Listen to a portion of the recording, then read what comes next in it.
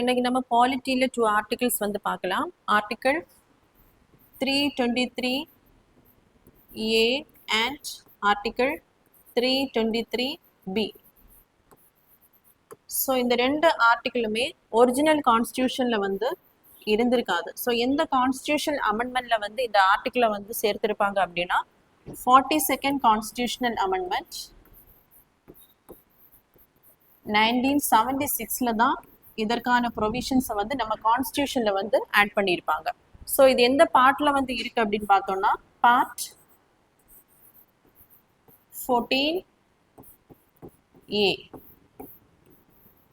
So இதுல என்ன provisions இருக்கு அப்படின்னா ஆர்டிகிள் 323A, பாராளுமன்றம் நினைத்தால் அட்மினிஸ்ட்ரேட்டிவ் ட்ரிபியூனல்ஸை வந்து ஏற்படுத்தலாம். Administrative tribunals.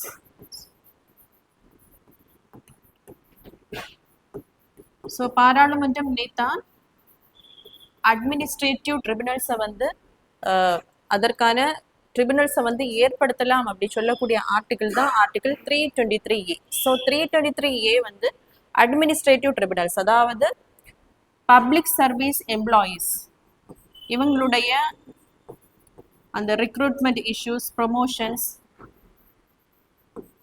ஸோ இந்த மாதிரியான ப்ராப்ளம்ஸ் எல்லாம் இந்த ட்ரிபியூனல்ஸ்ல என்ன பண்ணுவாங்க அப்படின்னா தீர்த்து வைப்பாங்க. நெக்ஸ்ட் பார்த்தீங்க அப்படின்னா article 323B.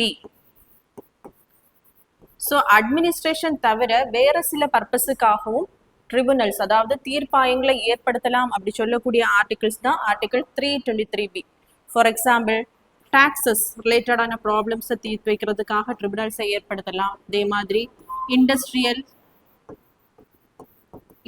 And labour issues, so அதே மாதிரி ரெண்ட் அண்ட் டெனன்சி ரைட்ஸ்,